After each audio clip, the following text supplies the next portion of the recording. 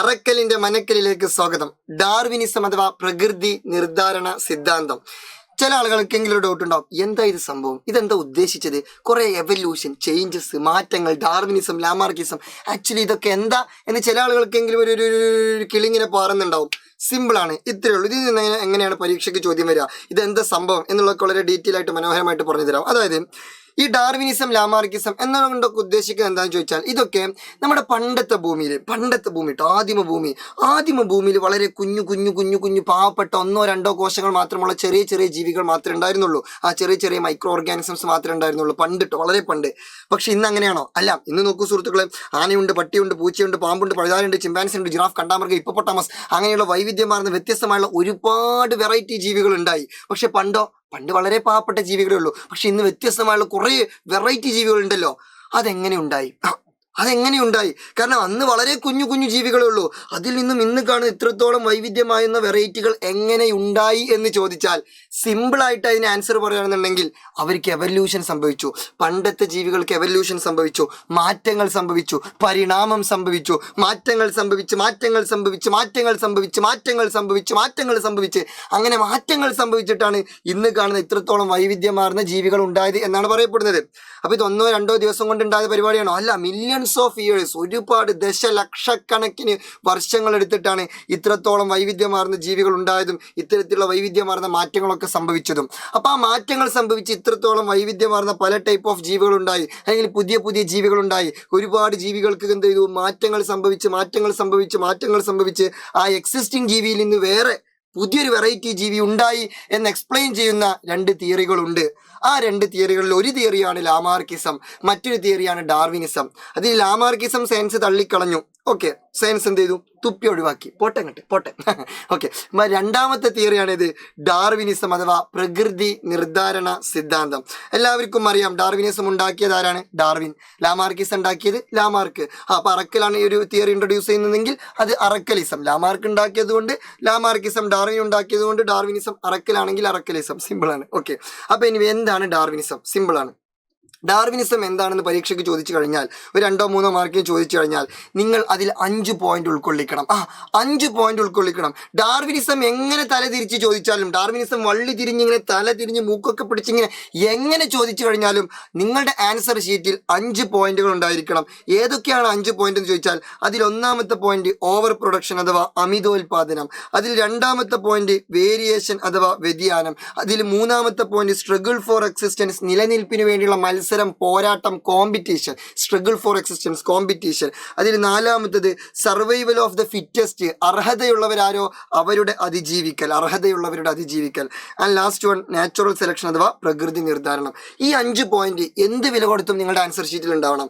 ബാക്കി പിന്നെ ഇനി ഒന്നുമില്ലെങ്കിലും കുഴപ്പമില്ല എന്നല്ല, ഇതെന്തായാലും വേണം. ഓക്കെ, ഇതെന്തായാലും ഉണ്ടെന്നുണ്ടെങ്കിൽ നിങ്ങൾക്കൊരു 2 മാർക്കിന്റെ ക്വസ്റ്റ്യൻ ആണെങ്കിൽ 1 മാർക്ക് ഷുവറാ, 3 മാർക്കിന്റെ ക്വസ്റ്റ്യൻ ആണെങ്കിൽ 2 മാർക്ക് ഷുവറാ. ബാക്കി പിന്നെ നിങ്ങൾ എന്ത് ചെയ്താൽ മതി, ഇതിന്റെ താഴെയുള്ള പോയിന്റ്സ് കുറച്ച് ആഡ് ചെയ്ത് ജസ്റ്റ് ഒന്ന് അങ്ങനെ ഒപ്പിച്ച് കൊടുത്താൽ മതി, നോ പ്രശ്നം. ഓക്കെ, അപ്പൊ ആദ്യം ഈ 5 പോയിന്റ് പക്കായിട്ട് പഠിച്ചു വെക്കണം.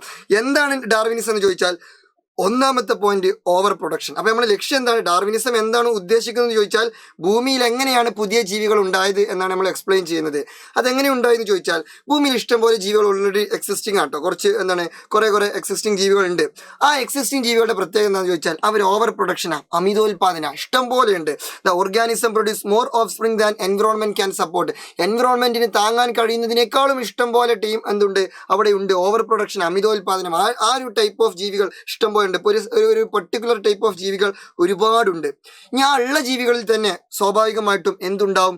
വേരിയേഷൻസ് ഉണ്ടാവും, വ്യതിയാനങ്ങൾ ഉണ്ടാവും. ഇപ്പോൾ ഒരു ടീമിൽ ഒരു 10-15 ആൾക്കാരുണ്ട്. ആ 10-15 ആൾക്കാർ ഒരേപോലെ ആവോ? ഇല്ല. ഇപ്പോൾ ഫോർ എക്സാമ്പിൾ, എനിക്കൊരു 10 കുട്ടികളുണ്ടെന്ന് വിചാരിക്കും. ഓക്കെ, എനിക്ക് 10 കുട്ടികളുണ്ടെങ്കിൽ എൻ്റെ 10 കുട്ടികളും ഒരേപോലെ ആവോ? ഇല്ല. ഒരു പൂച്ചയ്ക്ക് ഒരു 10 കുട്ടികളുണ്ടെങ്കിൽ ആ 10 പൂച്ചക്കുട്ടികളും ഒരേപോലെ ആവോ? ഇല്ല. ഒരു പട്ടിക്കൊരു 5 പട്ടിക്കുട്ടി ഉണ്ടെങ്കിൽ ആ 5 പട്ടിക്കുട്ടിയും ഒരുപോലെ ആവോ? ഇല്ല. അപ്പൊ എല്ലാ ജീവികളിലും ഓവർ പ്രൊഡക്ഷൻ ആണെന്നുണ്ടെങ്കിൽ അതിൽ എന്തുണ്ടാവും? വേരിയേഷൻ ഉണ്ടാവും. അപ്പൊ ഇവിടെയും അവരെന്ത് ചെയ്യുന്നുണ്ട്? Organism show difference from each other. അവർ തമ്മിൽ വേരിയേഷൻസ് കാണിക്കുന്നുണ്ട്, അല്ലെങ്കിൽ ഡിഫറൻസ് കാണിക്കുന്നുണ്ട്.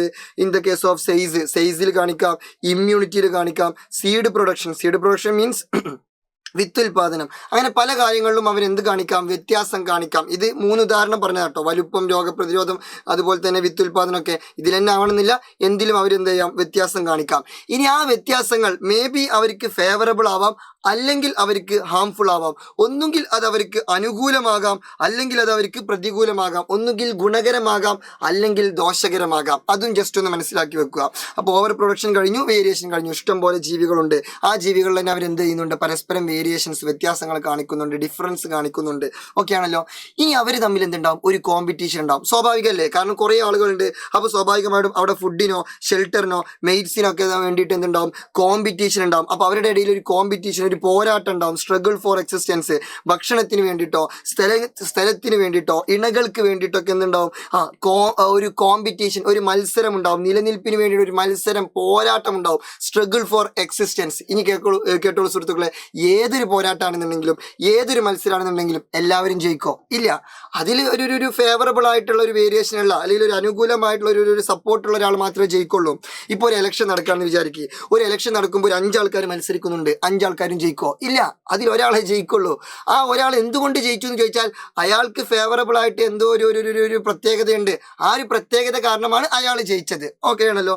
അതേപോലെ ഇവിടെ ഫേവറബിൾ വേരിയേഷൻ ഉള്ള ആൾ എന്ത് ചെയ്യും, അവിടെ സർവൈവ് ചെയ്യും.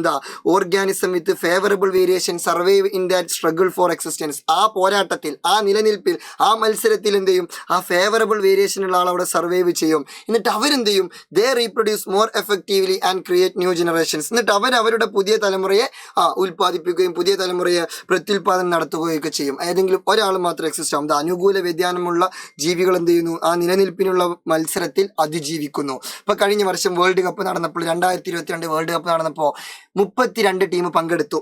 ആരാ കപ്പടിച്ചത്? അർജന്റീന. എന്തുകൊണ്ട്? അർജന്റീനക്ക് ഒരു ഫേവറബിൾ വേരിയേഷൻ ഉണ്ട് മറ്റുള്ള ടീമുകൾ അപേക്ഷിക്കുമ്പോൾ. എന്താ അർജന്റീനയുടെ ഏറ്റവും പ്രധാനപ്പെട്ട ഫേവറബിൾ വേരിയേഷൻ? മെസ്സി ഉണ്ട്. മെസ്സി ഒരു സംഭവമാണ്. അപ്പോൾ ആ ഒരു മെസ്സി എന്നുള്ള ഒരു ഫേവറബിൾ വേരിയേഷൻ കാരണം അർജന്റീന അവിടെ എക്സിസ്റ്റ് ചെയ്തു. അതുപോലെ എന്തെങ്കിലും ഒരു ഫേവറബിൾ വേരിയേഷൻ കാരണം ചില ജീവികൾ എന്ത് ചെയ്യും, ആ പോരാട്ടത്തിൽ എക്സിസ്റ്റ് ചെയ്യും. എന്നിട്ട് ആ ഫേവറബിൾ വേരിയേഷനും കൂടി അവരുടെ നെക്സ്റ്റ് ജനറേഷനിലേക്ക് എന്ത് ചെയ്യും, പാസ് ചെയ്യും. എന്നിട്ട് the favourable variations are passed to the next generation. അതാണ് നാച്ചുറൽ സെലക്ഷൻ്റെ അണ്ടറിലുള്ള പോയിന്റ്.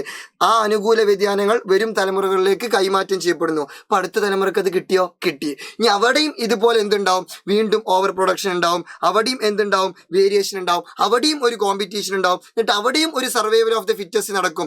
അവിടെ ഒരു സർവൈവൽ ഓഫ് ദ ഫിറ്റസ്റ്റ് നടക്കാൻ കാരണം എന്താണെന്ന് ചോദിച്ചാൽ അവരിലും ഒരു ഫേവറബിൾ വേരിയേഷൻ ഉള്ള ഒരാളുണ്ടാവും. എന്നിട്ട് ആ ഫേവറബിൾ വേരിയേഷനും കൂടി അതിന്റെ നെക്സ്റ്റ് ജനറേഷനിലേക്ക് എന്ത് ചെയ്യും, ട്രാൻസ്ഫർ ചെയ്യും. എന്നിട്ട് അവിടെയും വീണ്ടും ഓവർ പ്രൊഡക്ഷൻ നടക്കും, വേരിയേഷൻ നടക്കും. അതുപോലെ തന്നെ അവർ തമ്മിൽ കോമ്പറ്റീഷൻ ഉണ്ടാവും. അതിൽ ഒരാൾ സർവൈവ് ചെയ്യും. ഒരാൾ സർവൈവ് ചെയ്യാൻ കാരണം എന്താണെന്ന് ചോദിച്ചാൽ അവർക്ക് അവരുടേതായുള്ള ഒരു ഫേവറബിൾ വേരിയേഷൻ ഉണ്ടാവും. എന്നിട്ട് ആ ഫേവറബിൾ വേരിയേഷൻ ഇപ്പൊ എത്ര 1 2 3 എന്നിട്ട് ആ 3 ഫേവറബിൾ വേരിയേഷനും കൂടി നെക്സ്റ്റ് ജനറേഷന് ട്രാൻസ്ഫർ ചെയ്യും. എന്നിട്ട് അവിടെയും ഈ പറഞ്ഞ പോലെ വീണ്ടും ഒരു കോമ്പറ്റീഷൻ ഉണ്ടാവും. പിന്നെ അവർ തമ്മിൽ സർവൈവൽ ഓഫ് ദ ഫിറ്റസ്റ്റ് ഉണ്ടാവും, സ്ട്രഗിൾ ഫോർ എക്സിസ്റ്റൻസ്, എല്ലാ പോരാട്ടങ്ങളൊക്കെ ഉണ്ടാവും. എന്നിട്ട് അവിടെയും മറ്റൊരു ഫേവറബിൾ വേരിയേഷൻ ഉള്ള ഒരാൾ വീണ്ടും അവിടെ എക്സിസ്റ്റ് ചെയ്യും.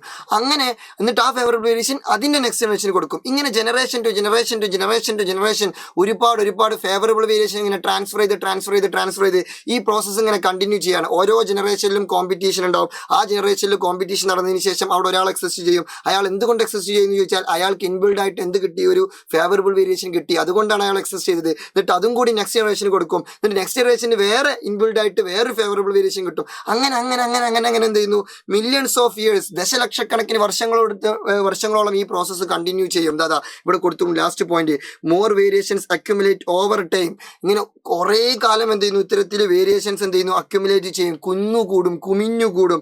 And leading to the creation of an organism that are unable to reproduce within the species, they evolve as new species. ഇങ്ങനെ തലമുറകളായിട്ട് ഒരുപാട് വ്യതിയാനങ്ങൾ കൈമാറ്റം ചെയ്തിട്ട് അവസാനം എന്ത് ചെയ്യുന്നു, ഏറ്റവും അവസാനമുള്ളൊരു ജീവി അതൊരു പുതിയ ജീവി വർഗമായി മാറുന്നു. കാരണം ഏറ്റവും അവസാനമുള്ള ജീവികൾക്ക് ഇഷ്ടം പോലെ ഫേവറബിൾ വേരിയേഷൻ ഉണ്ടാവും. ആദ്യമുള്ള ജീവിക്കോ ഒറ്റ ഫേവറബിൾ വേരിയേഷനേ ഉള്ളൂ. അപ്പൊ ഈ ആദ്യമുള്ള ജീവിയും ആ അവസാനമുള്ള ജീവിയും തമ്മിൽ നല്ല വ്യത്യാസം ഉണ്ടാവും. അപ്പൊ അത് വേറെ തന്നെ ഒരു ജീവിയായി മാറുത്രേ. അത് വേറെ തന്നെ ഒരു ജീവിയായി മാറും. അതാണ് എന്ത് ഉദ്ദേശിച്ചത്, ഡാർവിനിസം കൊണ്ട് ഉദ്ദേശിച്ചത്. അങ്ങനെ അത് വേറെ തന്നെ ഒരു ജീവിയായി മാറി എന്ന് പറഞ്ഞാൽ അവിടെ ഒരു പുതിയ ജീവി ഉണ്ടായി. അപ്പോൾ ആ പുതിയ ജീവി ഉണ്ടാവാൻ കാരണം എന്താണ്? ഈ പറഞ്ഞ പോലെ ഈ കോമ്പറ്റീഷനും സ്ട്രഗിൾ ഫോർ എക്സിസ്റ്റൻസും സർവൈവൽ ഓഫ് ദ ഫിറ്റസ്റ്റ് ഒക്കെ നടന്നത് കൊണ്ടാണ് അത്തരത്തിലൊരു പുതിയ ജീവി ഉണ്ടായത്.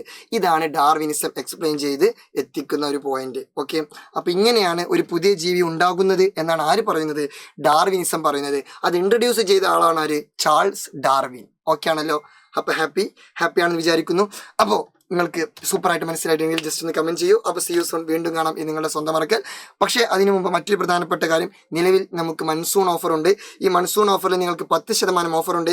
ഈ ഓഫർ വെച്ചിട്ട് നിങ്ങൾ നമ്മുടെ ആപ്പ് പർച്ചേസ് ചെയ്യുകയാണെങ്കിൽ നിങ്ങൾക്ക് 10% ലാഭം. ഓക്കെ, ഏകദേശം 100-300 രൂപ നിങ്ങൾക്ക് ലാഭമാണ്. അപ്പോൾ എൻ്റെ സുഹൃത്തുക്കളെ, എൻ്റെ മുത്തുമണികളെ, സ്വത്തുക്കളെ, കരളുകളെ, കുളിരുകളെ, നിങ്ങൾ പഠിക്കാൻ ഉദ്ദേശിക്കുന്നുണ്ടെങ്കിൽ, സൈലത്തിൻ്റെ ബാച്ച് പർച്ചേസ് ചെയ്യാൻ ഉദ്ദേശിക്കുന്നുണ്ടെങ്കിൽ ഈ ഒരു അവസരം മുതലാക്കുക. മാക്സിമം പർച്ചേസ് ചെയ്യുക. എന്നിട്ട് അടിപൊളിയായിട്ട് തൂഫാനായിട്ട് മിന്നിച്ച് പഠിക്കുക.